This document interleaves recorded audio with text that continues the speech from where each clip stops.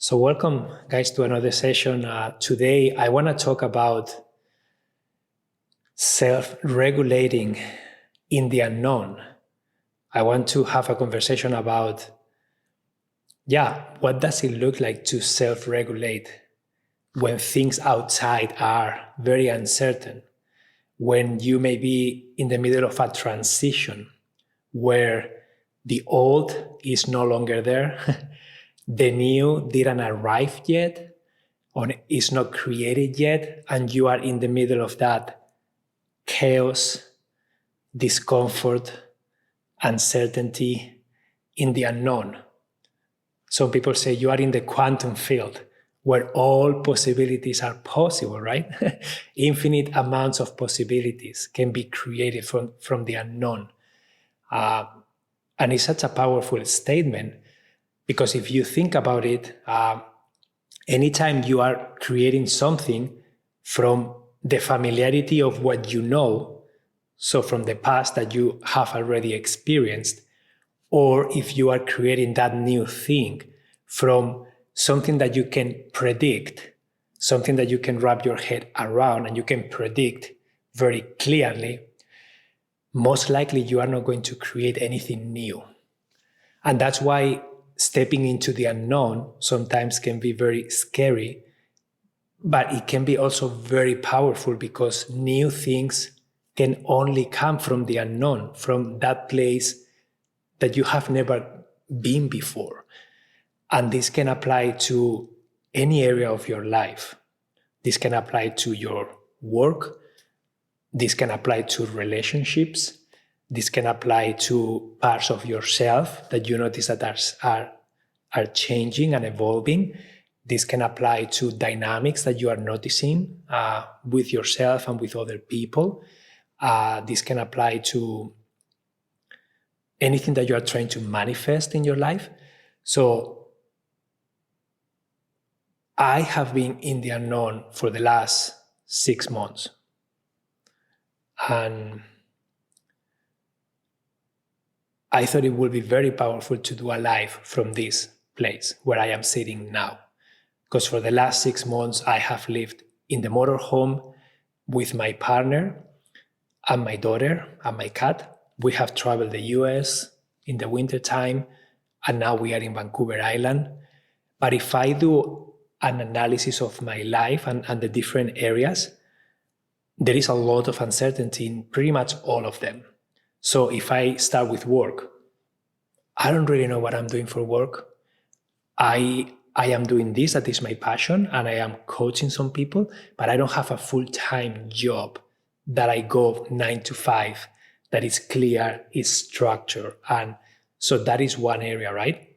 That is fully open. What do I want to do? So that is one area that is unknown. Another area that is unknown is finances. I don't have specific income that comes in every month. We don't have that. So financially, we are very uncertain right now. We don't know where money's going to come from. We don't know what we're going to be doing for work. Another area is a home, what you define as a home. Well, we don't have a home, physical home that we can go back to because we were renting, we let go of that rental apartment. So that area is also unknown. I don't have a home. I have family members I can go spend time with. I have friends that open their homes for us, and I'm very grateful about that. But I don't have a home like I always understood. This is mine. This is what I'm renting, or this is what I bought, and this is what I can go back and live in there. So that's another area. And then relationships is another area that is also very uncertain because my partner Samantha and I, as we go through this roller coaster of emotions and experiences and unlimited amount of opportunities and having to make choices, parts of us are dying in the process and evolving.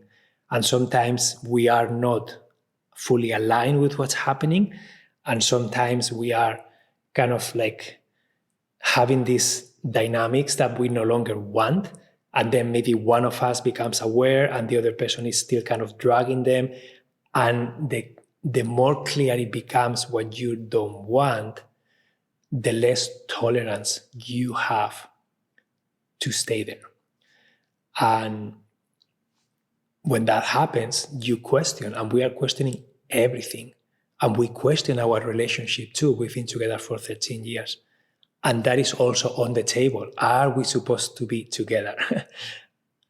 Are we supposed to separate? What will be best for us? And I can tell you that that conversation has been on the table for the last 6 months many times. So that means that we are evolving. That means that things are changing. That means that we are invited to step up, to keep evolving, changing, questioning, and create that capacity to feel grounded in the middle of this chaos that no longer feels stable. So that's where I am at. And that's why my intuition was telling me, Emilio, you have to share this. You have to talk about this from your own experience, because I have done many lives where I have talked about the concept of positive disintegration. I have talked about the creating unlimited opportunities for yourself from that unknown. I have talked about the law of attraction and how you have to become what you want energetically so that you can attract that into your life. Because if you don't become what you want, regardless of what's outside of you, you won't be able to even accept that in your life. So I thought it would be a very interesting topic to talk about. And I'm gonna have a peek at the chat right now. See, hello Jen, welcome. Vivian, hi Emilio, you are very inspiring. I'm so looking forward to this session, as I am exactly in this unknown position. Amazing, Vivian. Feel free to share more about what's unknown for you in your life. What are you in the process of manifesting or changing? Patrick, making choices is the hardest part of uncertainty, especially if you overthink everything. Yeah, Patrick, I hear you. When you overthink everything, then you enter the paralysis analysis kind of state. And yeah, it can be a lot. Yeah, that's a lot, Jenny. Thank you. It is a lot. Thank you, Laura, for your donation. Amazing. I love your support. Hi, Kelly. Jenny says, I have a lot of variables and unknowns too. Thanks for your candor. Amazing. Tom says, I really appreciate your vulnerability in sharing, Emilio. Thank you so much, Tom. I think it's important to step into that vulnerability and to just admit, like, I have no idea what's going to happen. And when I'm in that place, how can you self-regulate when everything outside feels so uncertain? And this is why I really wanted to do this session, because it feels impossible at times to me. Sometimes I do let external things control me, and they have a huge impact in my mood. They have a huge impact in how I show up. They have a huge impact in my patience. And I go to places of fear. What's going to happen? Emilio, you're making a huge mistake. You are not doing what you're supposed to be doing. At this age, you should have a home. Like, all these voices keep coming up into my head. And they are not all true, right? They are all voices, opinions. Sometimes they are not even mine. But yeah, it's easy to go there. It's easy to go into that rabbit hole of fear and lose perspective about, well, right now, things are really good. And there are so many things to be grateful about. And to really step up into what is it that I really want to create in my life. How do I want to feel? And I want to talk about that later, because defining how you want to feel is going to really help you align energetically with that. And then how it happens is really irrelevant. Honestly, it's really irrelevant. And sometimes we try to control the specific outcome in how things need to unfold, but we don't do the energetic work of staying in that energy that we want to experience. So for example, if I want to experience stability, I want to feel safe, I want to feel grounded, regardless of what's happening, regardless of where I am grounded, I am safe, I am where I am supposed to be, where I want to be. From that place, I am going to create that energy and I am going to start attracting situations, experiences, places, people that are going to kind of match that energy. But if I let go of creating that and I get lost in the fear, I get lost in reacting to what's happening outside of me, I indulge into, oh my God, I should be doing something, and then I never ground myself, I never self-regulate, then it's very difficult to create something different. And this attaches with the law of attraction, and it attaches with this concept of positive disintegration, right? That we have to let go of the old so that we can create and step into something new. And I want to share an exercise that I did later that my intuition guided me there, and I am going to be doing it with myself. My partner Samantha is doing it, and then we're going to get together and compare. And it's going to be a very nice exercise, and I will share what that is after. I'm going to look at the comments now. Let me see. Wow, I love you guys sharing so much in the comments. Amazing. So I was a psychologist for 48 years and got lost in the dark. And now, sorry, I lost the comment. Yeah. And now I have lost my practice, my profession, my marriage, and have been in the dark night of the soul for a while. So there are many, many unknowns, and I'm working to try to remain regulated and show up every day. Wow, Stefan, that sounds like a lot. You experience a lot of loss in there. Curious to know how things are unfolding for you and what you would like to manifest next in your life. Jen says, thank you so much, Emilio. I am in a similar conditions as you. This means a lot. Amazing, Jen. Welcome to the club of the uncertainty. That's the ego talking. Go back to present moment. Yeah, Anon. The ego sneaks in there all the time. I hear you. May there be plenty of grace, love, kindness surrounding your family, Emilio. It's a very loaded state of being that you are both testing and exploring your relationship between. Yeah, thank you, Peta. Tanya says, I'm exploring entering into a relationship with someone and I feel the fear in my body and mind. Yeah, Tanya, I hear you. I never thought about looking at this fear from a place of the unknown and the impact of that. So thank you. Tanya, the exercise that I'm going to share with you that I'm doing is going to really help you uncover those fears and hopefully transmute them to the best of your ability. Shiny says, can you help me? I have dyslexia. What do you need help with? Shiny, what do you need? Must heal any trauma first. Yeah, Anon, yes and no. Because we are always healing trauma, but I don't think we have to heal the trauma first. I think everything happens parallel. I think we have to learn how to live through the trauma. I think we have to learn how to love through our wounds. And I think we don't need to wait to be healed, because I don't think I'm never gonna be fully healed.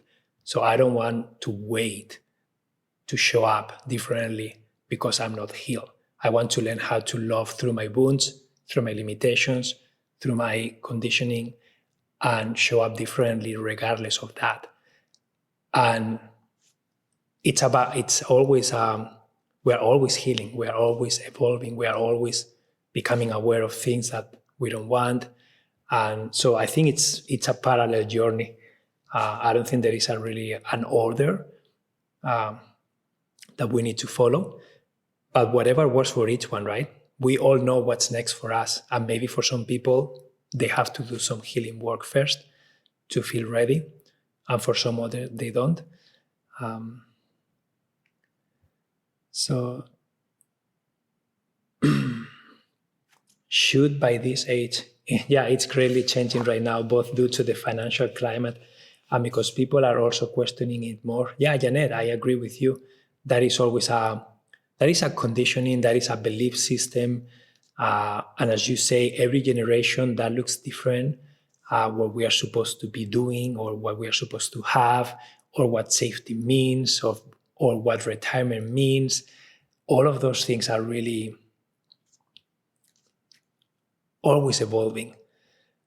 If you took money out of the equation, would you feel any different about making the choices? Yeah, Patrick, that is a great question, right? And abundance can mean something. There are so many different kinds of abundance, right? There is the abundance of financial and money. There is the abundance of time. There is the abundance of wellness.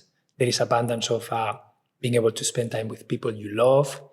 There is abundance of having access to beautiful places to live, and you don't need to own them. So abundance means something different. And the choices that I am making and we are making, the money is just one thing of many. But my priority is not money. My priority is safety. And in my belief system, safety is attached to money. And there is a deep, and I believe that this is generational. This is not just mine. Because if I look at my life, I have never had lack. Financially speaking, I have never been in a situation where I didn't have money to eat or I didn't have money to have a roof over my head. I always had enough. Okay, I wasn't rich, but I always had enough. So I don't really understand why my mind connects feeling safe with having X amount of money that I think I should have. And that's why I feel that conditioning, that belief that safety is attached to a specific amount of money or a specific amount of material achievements or a physical home. So all those things are nice to have, but they shouldn't. In my case, I don't want them to define safety for me. I don't want, because I feel safe right now in this place, and we are volunteering here. We are staying here for a few weeks, but I do feel safe. I do feel that I belong. So I don't need to change that, right? If I don't want to. So that's something that can be created. So yeah, if I took money out of the equation, there are so many other priorities that will help me make these choices. If you create when you have trauma, you create through a dirty lens. Yeah, Anon. And sometimes you can be conscious enough to be the observer of your own trauma. You can be the observer of your own behavior, and you can decide to do something different. Sometimes you can step back and you can notice, like in my life, I noticed, wow, Emilio, you are really feeling abandoned right now by your partner. And you just want to lash at her. You just want to be nasty at her because a part of you is feeling abandoned, is feeling rejected, is not feeling wanted. And sometimes I get lost in that and I will act on that and my trauma will take over. But sometimes I won't. Sometimes I will be able to step back and watch myself feeling that way. And I will make the choice of, I will talk to that part of myself. Yeah, Emilio, I understand that you are feeling this way and you are not going to do what you always do because it doesn't help anyone. And then from that place, I can choose to do something different. And it doesn't mean that I am not healing and I don't keep doing the work, but it doesn't have to always be from a dirty lens, let's put it that way. There is always an opportunity to choose something different when you are feeling those emotions, when you are activated, when your attachment wound of, in my case, my attachment wound of feeling abandoned, feeling that I don't deserve love from my partner, when that shows up, I am becoming more and more familiar of what that looks like. And I am becoming more and more familiar about things that I can do to show up differently.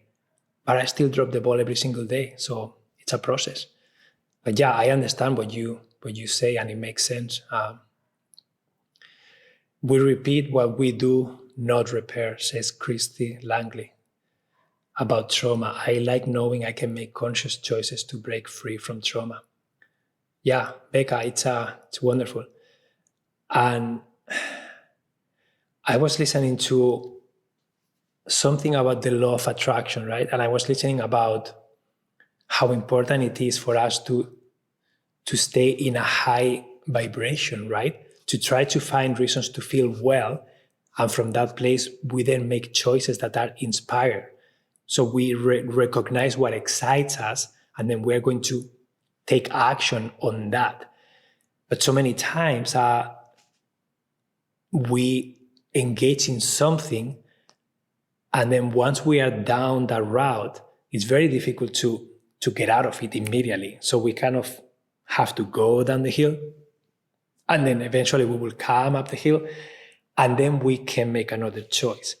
And it was so true. It felt so true to me, because sometimes if you go too far into acting, then the consequence is going to happen, and then you just have to wait until that, okay, I'm going to go down the hill, and then I cannot change that because there is so much inertia happening already. But next time, I can choose something different before I act and before I engage that inertia, that momentum. So I like the idea of every time there is something that I have done that I am not proud of, I'm always trying to choose, okay, it makes sense. What can I learn from this? Next time that something like this happens, what do I want to do instead? And it's just a constant reminder of showing up differently, acting differently, becoming aware of how I'm feeling and not allowing that emotion to take over and make me do things that maybe I don't want to. So it's a work in progress. That's what self-regulating means, right? Self-regulating means that you can be present with whatever is happening, that you can be present with emotions that are running through you, that you can be present with things that people are saying or doing and how that's impacting you, but you are self-regulated enough to you allow a pause. Things happen, you don't react. Things happen, you observe. And then you choose, okay, do I want to do something? Do I want to stay in silence? Is there anything I can say here? Is there anything I can do here? Do I need to remove myself from this? Do I need space and time? Do I need to set a boundary? Like, what is it that is needed for me in this moment? But that's coming from a place of self-regulation, not from a place of snapping, right? Blah, blah, blah, reacting to what's happening. I try to make conscious choices, but always end up repeating the same actions. Sad face.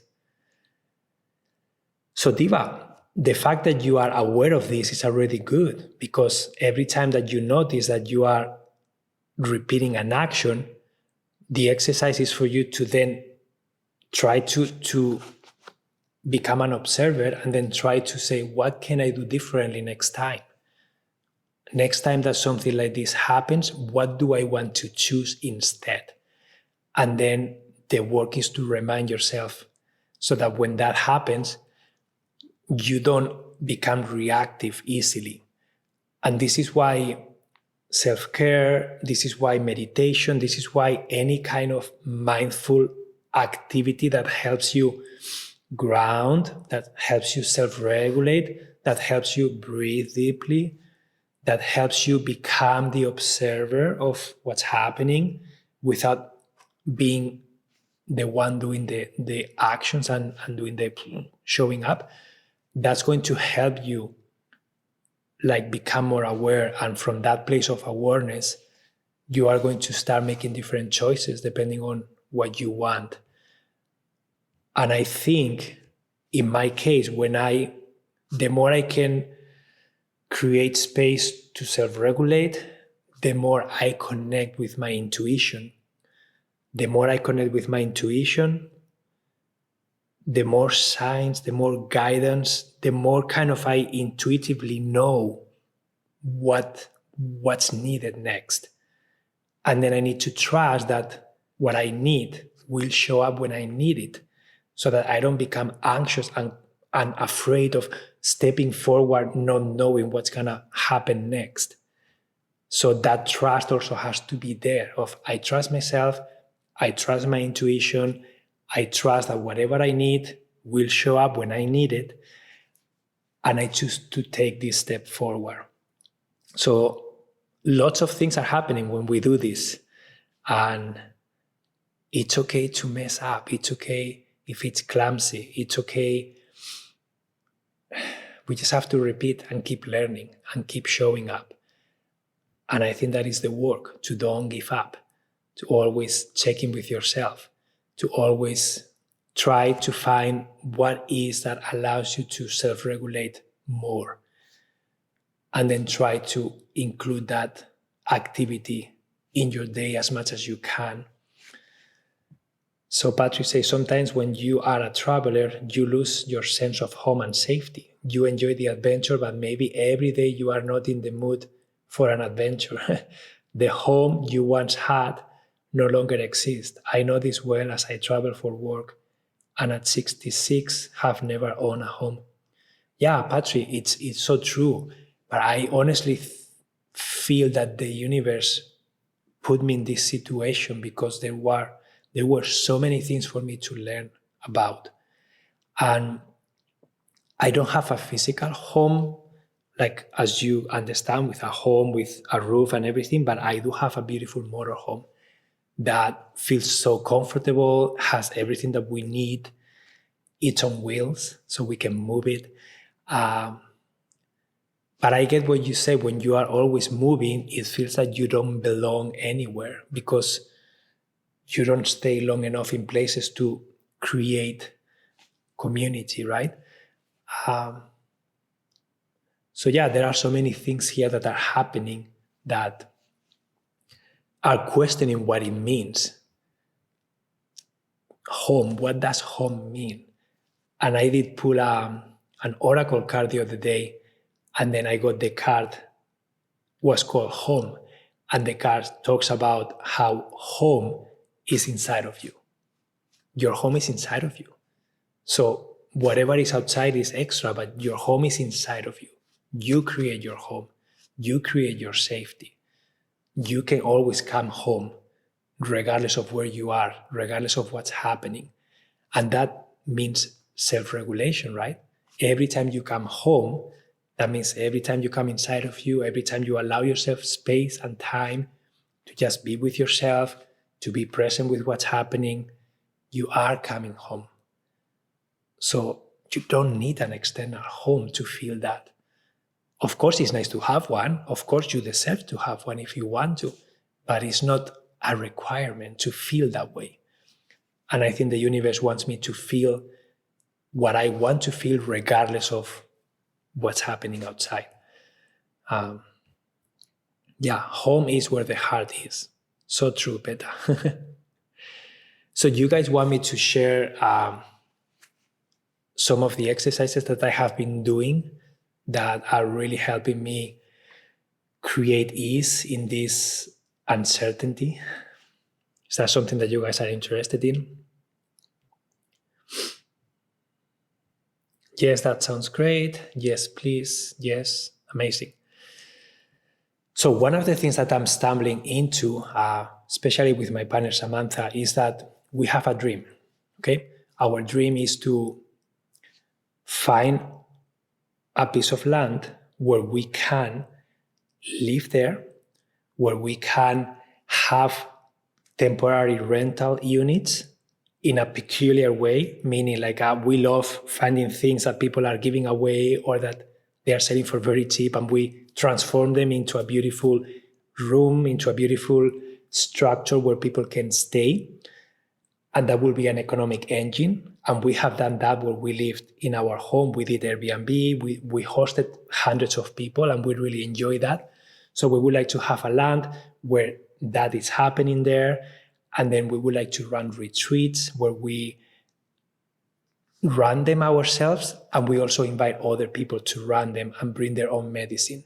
And those retreats are all about emotional healing, ceremony, etc. And then we also want to include future generations, so activities for kids, a place where kids can come and they can feel inspired seeing what's around us. And then there are some gardens in there. There is community, so there are other people living there or other people coming into the land to help us and to also put their passion in there. So that is the dream. So I am working on feeling everything that I am describing. I'm trying to visualize everything, and I'm trying to feel that right now. I'm trying to feel, how do I want my space to feel like? How do I want a day in that lifestyle to feel like? And then as I do that, I recognize what feels really good, and I try to place myself in that future that still doesn't exist, but I try to rehearse in my mind, visualize, and really feel the emotions that I will feel when I'm there. I will feel safe. I will feel connected to others. I will feel connected with nature. I will feel comfortable. I want to feel comfortable. I want to feel inspired. I want a place where I can use my creativity in a way that feels good to me, but in a way that is not overwhelming. I want to feel the energy of other people coming into that land and bringing their gifts and bringing their presence. But I want that to happen with the boundaries that I need so that I maintain my life and I don't feel that people are violating my space. So as I try to feel these things, Samantha is also trying to do the same, and then we are trying to co-create, right? So as we are trying to co-create this, sometimes it becomes very difficult to get aligned. Sometimes it feels challenging. And this is something that someone was mentioning, that they were entering a new relationship and they were facing a lot of fear. So I am feeling the same thing. So Samantha and I did an exercise where we brought down what are the skills that we bring to the equation, what are the things, the projects, the activities that we feel excited about.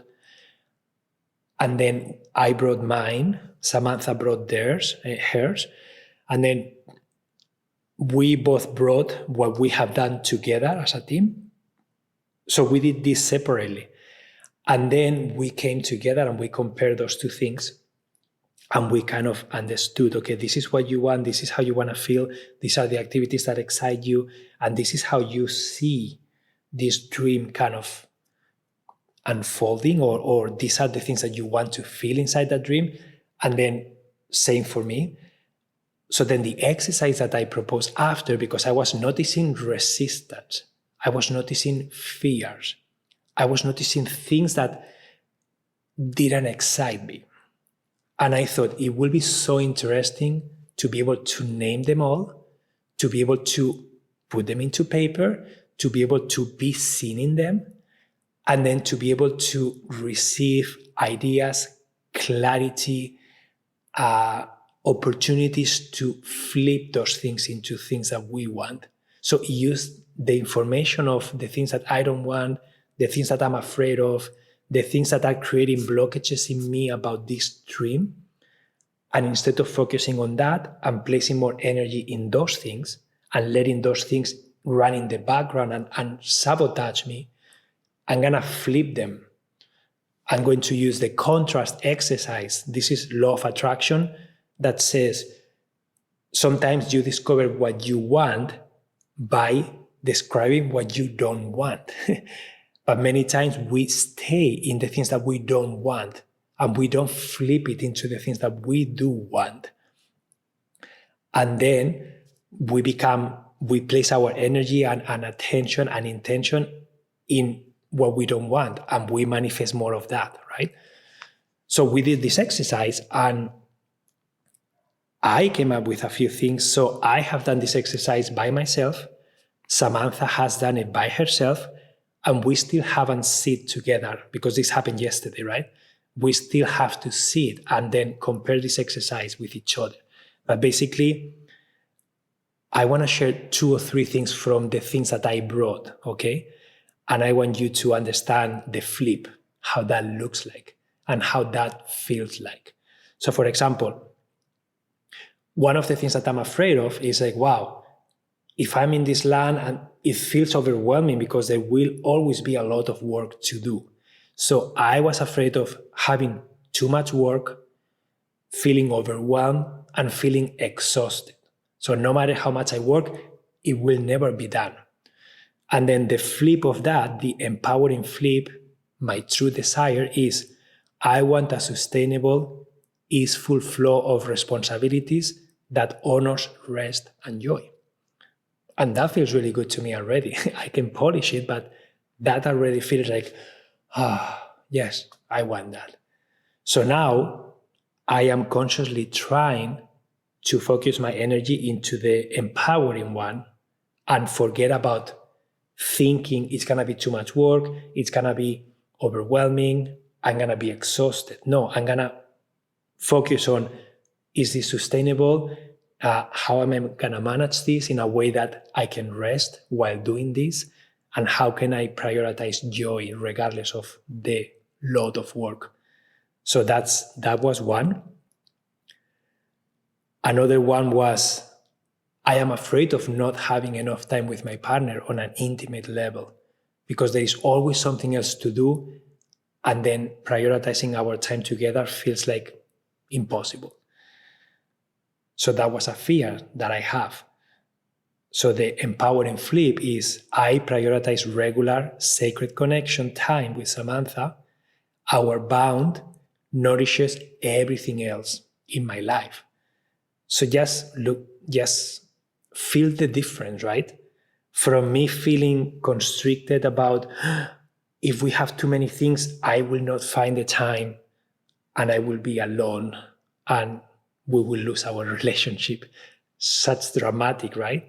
To I prioritize our time together, and when I do that and we enjoy each other's company, everything else is going to get amplified because we're going to be so much amplified with each other and with ourselves. So that was another fear. And then the last one that I want to share, for example, is I am afraid of emotional entanglement with others that I don't understand, that I don't know how to manage. So for example, as we enter relationships with other people, maybe we may do partnerships with owners to get a piece of land. Maybe we may invite people to volunteer. Maybe we may invite people to work for us. So I am afraid of the emotional entanglement. I am afraid of not being able to set my boundaries. I am afraid of conflict. I am afraid of the amount of time that managing people's emotions is going to take. I am afraid that maybe I won't know how to do it, and that will impact me negatively. So the flip to that is, so from feeling emotional, being afraid of emotional entanglement with others or enmeshment, I attract clear, clean, and empowering relationships with healthy boundaries and mutual respect. So that's another example of, so now I am going to intentionally choose what I think about. Every time I catch myself, oh my God, what's going to happen when someone comes into the land and they do something and I don't know how? No, I am going to attract the right people. I am going to have clarity. I will have clear boundaries and I will be able to communicate them with love and respect. And I will be able to say no if I have to, and I will be able to say yes if I want to. So it's very different energy, right? So these are some examples. So let me see what you guys are sharing. Does the land have to be in Canada? So Patrick, my dream, because this is another exercise, right? I put all the things that I like in my dream. It feels really good to me to be 8 months in Canada and 4 months in Spain.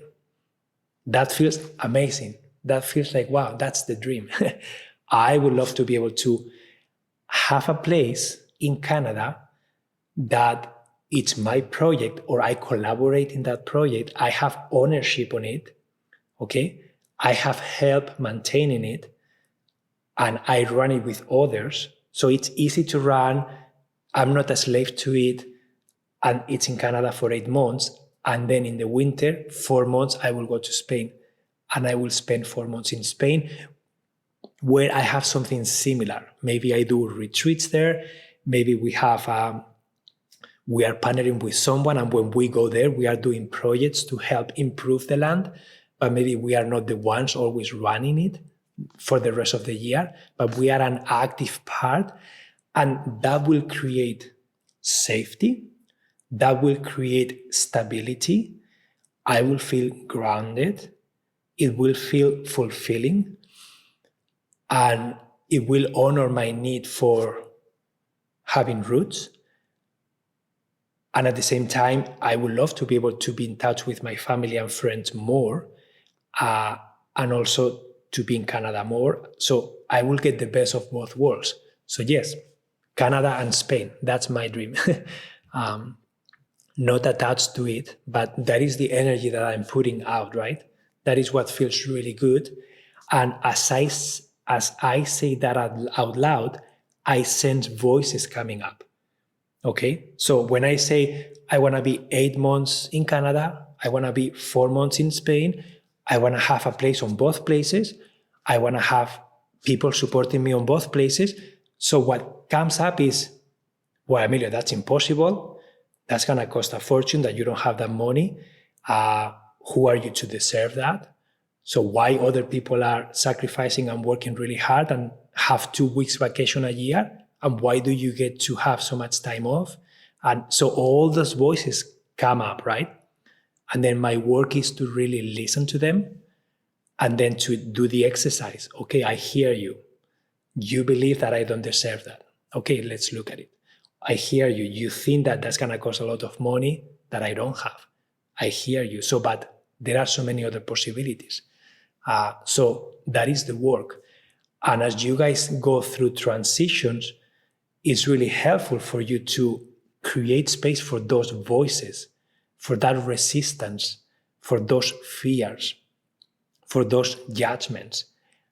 Give them space. Invite them into, okay, I hear you. You say that, blah, blah, blah. And then do the exercise. Is that true? How does that make me feel? And with this information, what is it that I want? What is it that I truly want? Not what I don't want. What is it that I want? And then put your energy into that and your attention. And then start feeling from that new place, not from the place of fear. So I really appreciate this constriction, flip to expansion. That sounds lovely, a positive reframing of your priorities that still incorporates your reservations. Yeah, amazing. When you sit down together and discover that you share many of the same fears, it will really help, I think. Yeah, Patrick, it will be very interesting to become aware of each other's fears in depth. And then, okay, they are in the space. Now, what can we do about this? And sometimes, so another fear that I had is I am afraid of losing myself in this, because I have a tendency of losing myself and people pleasing. I have a tendency to just go with the flow. And then I see myself getting lost in the projects, getting lost in what Samantha wants to do, and forgetting to put my voice into it, forgetting to still be an independent person. So that's a fear of mine. I am afraid of getting lost and losing myself in this. So the flip to that, let me see, because I have it here, okay?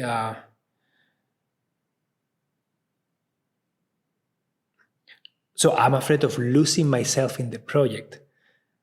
And then the flip is I stay connected to myself, to my passions and my needs, while supporting shared dreams. So it's very different, right? From this energy, all of a sudden it's like, okay, I know what to say yes to, I know what to say no to. We can co-create a dream that is the land, and there is retreats, and there is temporary rentals, and there are gardens, and there are like maybe homeschooling. But it doesn't mean that I have to be involved in all of those things. I like the idea of I am 100% into rentals and building the stuff. I am 0% in maintaining and cleaning, for example. That's not my passion. So I can say no to that and find help for that. I can say yes to what I feel inspired. And of course, if an emergency happens, I can do it. But in the long term, I can honor myself and what I want. And same for Samantha. She loves gardening. I can help, but I don't want to be responsible for gardening. That is not my passion. But I will go there and help her when she's doing something that is labor intensive. But that doesn't mean that I have to be 150% of the project. So it really helps to bring clarity and to be honest and to set boundaries and to follow our passions as independent people. So yeah, this is another example of how it looks like doing this exercise. And I'm excited to see what comes out of it. So Madeleine says, I am afraid of showing my true self. I am a safe and loving person and attract people who have the space to hold all of my good and bad parts. Yeah, Madeleine, it's so valid what you say. You are afraid of showing your true self. And it's normal to feel that way when you are entering a new relationship. And it's okay to go slow. It's okay to see if the other person is open, to see if the other person can hold you. And it doesn't have to be a race. You can just take it easy, right? You can also share the truth of your heart. I want to be with someone that can be present with everything that's happening. I don't want to hide how I'm feeling because I'm afraid of hurting you or because I'm afraid of you not being able to go there with me. Because if that's the case, maybe that is not the right person for you. But I have a couple of friends that they got out of very long relationships and now they are dating again. And it's so interesting to hear their stories, and it's so interesting to see how they are approaching dating and how much opportunity they have to really use this information to really define what is it that I want, what is it that I'm looking for, what are the things that are non-negotiable for me, and what are the things that are 100% yes, and what are the things that are 100% no. And then when you have that clarity and you enter and you explore someone else, it's going to be very easy for you to know if it's going to work or not. Sometimes you don't even have to ask. Just by looking and observing, you are going to get a sense of if you are a good match or not. But this comes from being really honest and bringing a lot of clarity and owning what you want and communicating what you want with clarity and deserving that. This is so good to write it out on paper. What we write out comes into form. Yeah. Jesse, hey Emilio, great to see you. It's been a while, miss you. Thank you so much, Jesse. Thank you for being here. Marguerite says, Madeline, that reframing resonates with my fear of vulnerability and rejection in looking for a relationship too. Yeah. Thank you so much, Linda, for your donation. Yeah, guys, relationships are, in my life, in my experience, I can tell you that relationships with my partner is the area of life that is sparking the most growth. It's sparking the most fear. It's sparking the most triggering moments. And it's a beautiful platform for healing. But it can also be a beautiful platform for pain. That's why it's so important to be able to communicate with safety, to be able to, hopefully both of you, to be willing to show up, be willing to see the other person's reality, be able to see it without interrupting, without judging and criticizing, without fixing, and be able to validate the other person's experience, even though sometimes you may not agree with it, but it is still their experience. And then be able to empathize with that experience is very powerful, and that can help heal a lot of stuff. And that's why Samantha and I, we do Imago Dialogue. We have this structure to create safety around things that are unsafe, about things that are emotionally charged. It's very important for you to have a way to clearly communicate in a non-violent way, so that both people feel seen, feel validated, and feel, And then if you can end with gratitude about each other and things that you are grateful for, then you just put the cherry on top of the cake, right? But yeah, that's something that if you guys are interested in this form of communication and how much healing this can bring, you can check, I have a course about Imago Dialogue that my partner and I recorded together. And you can see how that looks like. You can see the structure. And this is something that I always tell my two friends, like, guys, if I was going back to dating, I will not date someone who is not willing to do this with me. I just wouldn't go there, because I know it will be a recipe for disaster. So I don't care if they know how to do it, but if they are willing to, that's everything I need. I just want the willingness to, yes, I am willing to try this. Yes, I am willing to sit here. Yes, I am willing to try this. Yeah. So, yeah, what are your thoughts when creating safety structure with yourself to show up honestly? So, Madeline, what do you mean by this? What are your thoughts when creating safety structure with yourself to show up honestly?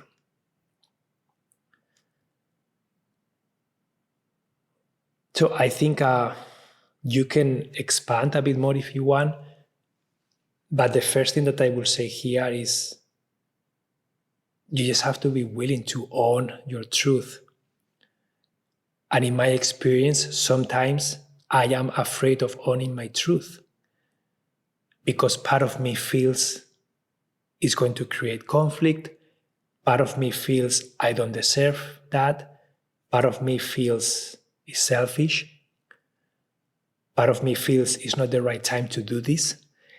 And first of all, I have to be honest with myself, and I have to give myself honesty, and I have to give myself safety and structure inside me, regardless of anyone else.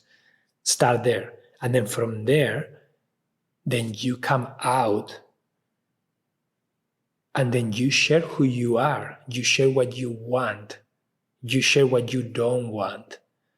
You set the boundaries that you need. And then you can share. Sometimes I have no idea what to do in a situation. Just share that. Right now, I don't know what to do. It just doesn't feel right. What's happening, it's making me angry, and I don't know why. But this is what's happening. So just saying that is already acknowledging your truth. You don't have to have everything figured out, but you have to be willing to be honest. I don't know if that's answering your question or not. I guess when overcoming the fear of vulnerability with others. Yeah. So Madeline, another thing is that I invite you to use your intuition to know or to sense if it's safe for you to be vulnerable. Because maybe you don't have to open 100% with everybody, right? You need to feel safe first. And creating safety looks different for each person, but creating safety includes, especially with an intimate partner, it includes presence, eye contact, self-regulation, breathing, being in a non-reactive state, don't taking things personally, don't interrupting, allowing space. Sometimes physical touch for some people can create safety. Sometimes distance can create safety. So discovering what that looks like for you can help you then recognize, okay, I do feel safe or I don't feel safe. For me to feel safe, I need these things. And then the sooner you learn about that, the easier it's going to be for you to communicate those things and then to be honest. And then you are going to then transmit that to other people.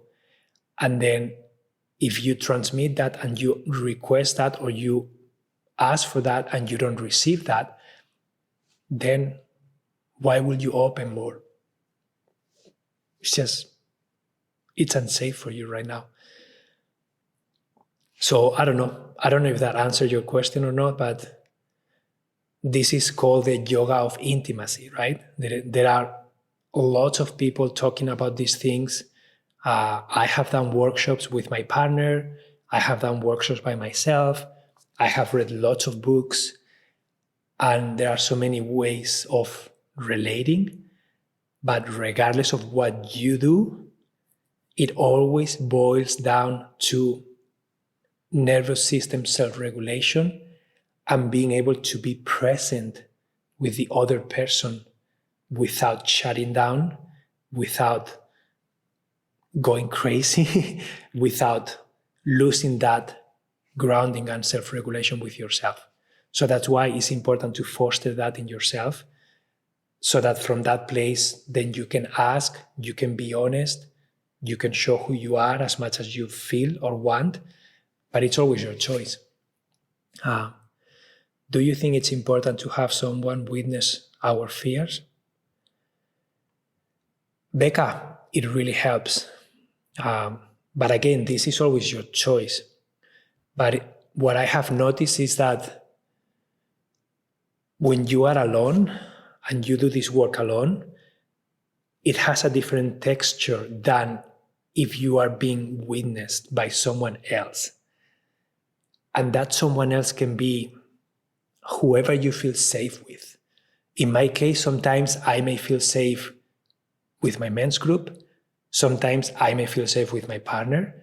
Sometimes I may feel safe with a couple of friends that I am in deep touch through WhatsApp, and I know I can share anything with them and they are going to be there for me.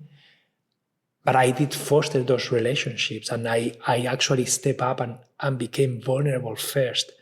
But yeah, I think it really helps to be seen, to be witnessed by someone else. Sometimes it does, and sometimes maybe you just have to be with those fears on your own until you feel ready to be seen. It's always your choice, but it does help in some occasions, for sure. Please repeat the answer to Madeline. Great question. My mind numbed it right out. Damn ego. Haha. So Jessie, you want me to repeat the answer to Madeline about safety and structure?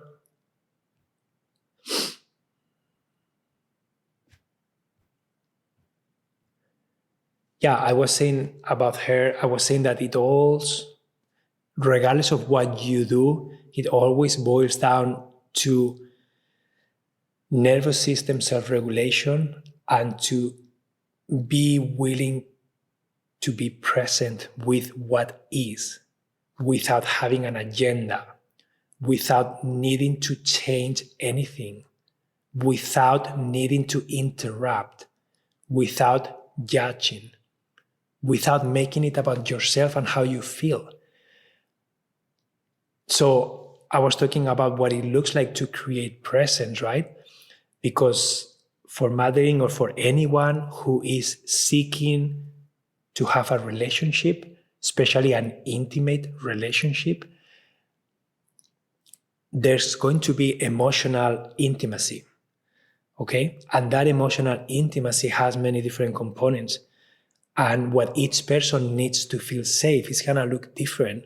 But some of the common traits that I know work with anyone, it's gonna be presence. When you are present and you are noticing the other person and how they are feeling and how they are acting, you are going to be attuned to that person. And you are going to be able to then understand what's needed. You can even ask, hey, I noticed that you are very tense. What do you need? You want me to give you more space? Do you want a hug? Do you want me to do something differently? And so there can be communication too, right? But when you become aware of what you need, you're going to have an easier time to communicate that to other people. And you're going to be able to tell them what you need to feel safe. And hopefully you just need to do that once or twice, and then it becomes a norm.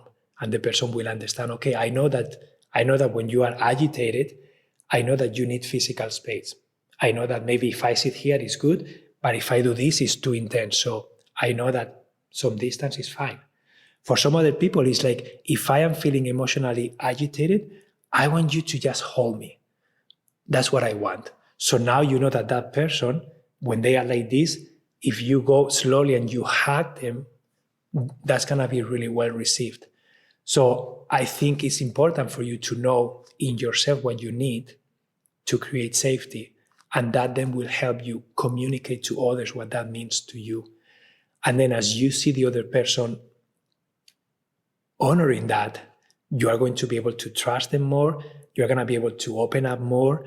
And hopefully, eventually, you're going to be able to be 100% vulnerable, maybe 80% vulnerable. But it's always your choice, right? You always have that choice. And you always have to honor how you feel. So it's very unhealthy to fully open to someone that maybe is going to hurt you. And it's also very unhealthy not to open when someone is in front of you and they are ready and they are honoring and they are, but you just can't receive that because it's too much. It's too much love. It's too much attention. I don't deserve this. So that's also unhealthy. So that's why it's a huge learning opportunity when you are, especially with an intimate relationship. That's why my next live is going to be about sacred sexuality. It took me a while to put that up. I am nervous about it. I'm not going to lie. But it opens so much healing. And it's the place where you will be able to access very deep wounds from that place if you can go there. And just going there alone is going to unblock, it's going to uncover many, many, many fears, blockages, needs, expectations, stories, trauma, whatever. So it's going to be a very intense life, I think. But it's going to help you all and myself to bring more healing through that area. So I hope that was helpful, Jesse. I don't know if I answered the question again or not, but yeah, time is up.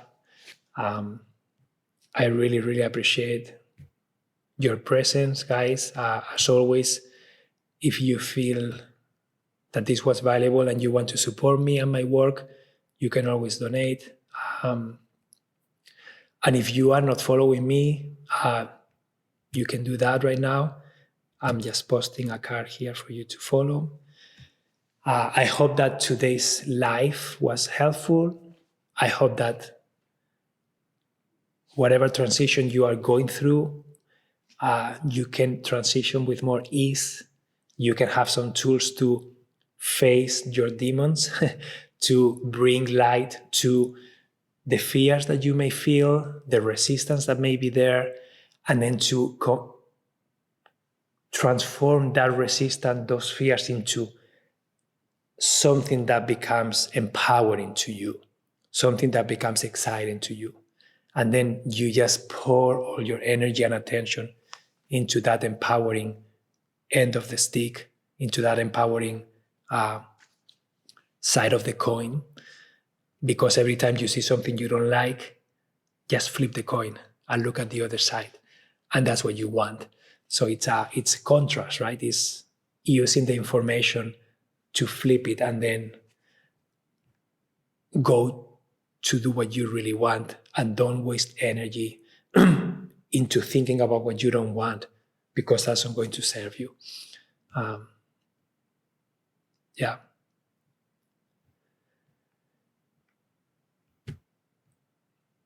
Yeah, so thank you so much, guys, again. I hope to see you next week. I may have to cancel the live or postpone it for another week. I'm not sure yet, but I was able to contact a kitesurfing school. I love doing kitesurfing, and I took the initiative. I emailed a bunch of schools around me, and I offered my expertise, my skills, and Samantha's skills in exchange for lessons and renting gear. And the universe gifted me with a person that was open for that. And we are going on Friday, and we are going to spend a few days. I don't know how long. We're going to test the waters and see how it feels. But if I am with him and we're going to be in the water at that time, maybe I have to postpone the session. But if not, I will see you next week. Same day, same time. And I hope that you are willing to go there with me.